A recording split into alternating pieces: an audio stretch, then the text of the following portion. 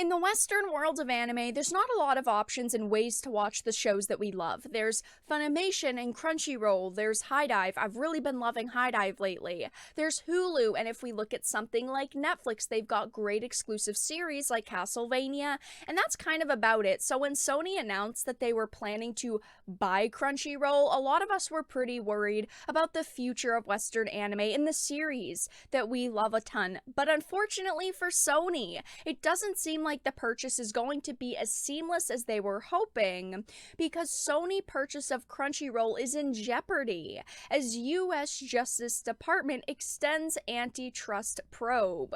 So Sony's acquisition of Crunchyroll has hit a major roadblock as the sale of the anime streaming service is now facing increased scrutiny by the US Department of Justice. So AT&T's sale of Crunchyroll to the Sony-owned Funimation Global Group LLC was first confirmed last December, with both companies announcing at the same time that the anime streaming service had been sold for a total of 1.175 billion USD. This is a giant number. We were all very surprised to even hear this number in the first place. It's a nice chunk of change. But continuing on, it says, however, according to a report from The Information, 3 sources who spoke to the technology news site confirmed that the Department of Justice has extended their probe of the sale possible antitrust violations, which could delay the sale by several months and potentially kill it.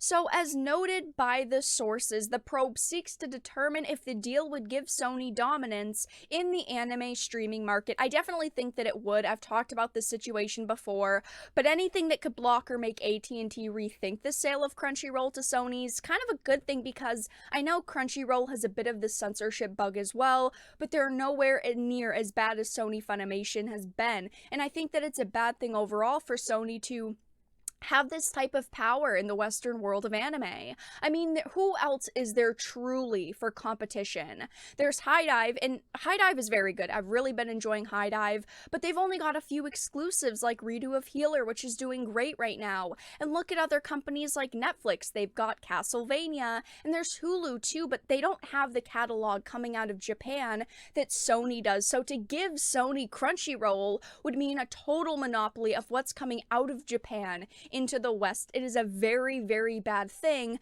that a lot of anime fans should really be worried about. So it says the Department of Justice's fears are well found, as since 2015, Sony has bought up several international distributor streamers, including Wakanim, France, Madame Anime, Australia and New Zealand, Manga Entertainment, and Funimation. They've definitely been very, very interested in the anime market. They have bought up, as it says, a ton of international distributor streamers, and they continue to do so, especially with, them trying to buy Crunchyroll. But it says currently Crunchyroll stands as the only noteworthy competitor to Sony's anime services in America. Though HIDIVE, whose exclusive series include Redo of Healer and Legend of the Galactic Heroes, has seen a surge in popularity and the market share in recent years, Sentai Filmworks' fledgling anime service has a long way to go before it can stand next to Crunchyroll and Funimation. Sony has also allegedly asked that the Department of Justice consider anime to be in the same category as other adult animation series. This would allow the company to classify Disney Plus or Hulu, who host adult series such as The Simpsons or Family Guy, as competitors. This is very tricky of Sony, because this could really help their argument if they can compare things like Disney Plus and The Simpsons and Family Guy to Crunchyroll and Funimation's shows. I definitely think if they can do this, they are going to lean pretty heavily on Disney Plus, but I also think they're going to lean pretty heavily on HIDIVE. HIDIVE is kind of one of their main competitors right now, and as far as we know, Redo of Healer has great numbers right now, and so does Legend of the Galactic Heroes. So they're going to say, all these shows are doing great on all of these other services. This is our competition. This is the reason why we want to buy Crunchyroll. And don't get me wrong, I really like HIDIVE. I think that their platform platform's really good. I think that a lot of the series that they host are really good, and I like a lot of the PR statements they've made about fake outrage surrounding the series that they have on their platform, like Redo of Healer, but they're not as big as Funimation, they're not as big as Crunchyroll, and they can only compete to a certain degree. They don't have $1 billion to go and buy up Crunchyroll, so unfortunately, they only do have a couple of exclusive series, and I hope that their platform continues to grow and continues to do amazing, but their good numbers for things like Redo of Healer and Galactic Heroes actually kind of hurt them in this situation because it means that Sony can use them as a direct example of a competitor. As you can see, Sony is willing to do whatever the hell they can to buy Crunchyroll to make sure that this acquisition goes through. You can tell just by them trying to use Disney Plus and Hulu and The Simpsons and Family Guy as examples of competitors in competitor series.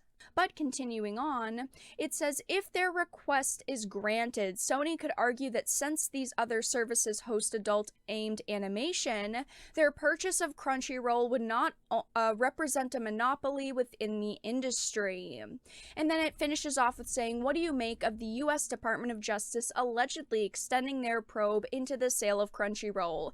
Now, look, if you're AT&T, and I mentioned it before that maybe this helps them rethink the wholesale in general, because anime is getting bigger and more popular, which is the reason why Sony is willing to pay more than $1 billion for the Western monopoly they'd get, because they know it's only going to get bigger. And I think that because AT&T is cash strapped, that's the main reason why they're looking to unload Crunchyroll. But if you're them, why not look at this more long term? They've got HBO Max and they think that they're going to have 150 million subscribers by the end of 2022, so why wouldn't you just roll all of Crunchyroll's content onto HBO Max? Yeah, HBO Max already has some anime on it already, but it's nothing compared to what Crunchyroll or Funimation has. I just think that's a huge long-term oversight because they're looking for a big payout now since they need money, instead of looking at the market and what they could make in 5 years or maybe even in 10 years. Unfortunately, AT&T might just wait the couple of months that it could take to make this happen, since no one's willing to pay that much money for Crunchyroll, and Sony is itching to get their hands on Crunchyroll, so they might just bump up the price so AT&T will wait and they won't consider selling it to another company or maybe even holding on to it themselves. And whatever internal numbers they're looking at, they might see more value in this quick payout than waiting years for Crunchyroll to make them more money. I hope this acquisition doesn't go through, because Sony having this giant monopoly on the Western anime is not going to be good, but who knows what will happen at this point. I really hope that it doesn't happen, but ultimately we won't know for quite a while. But let everyone know your thoughts in the comment section down below. If you enjoyed this video, please make sure to give it a like, share it, and subscribe to the channel. And of course, if you didn't, make sure to give it a dislike. I appreciate your support either way, but I will talk to you all again in the next video really soon.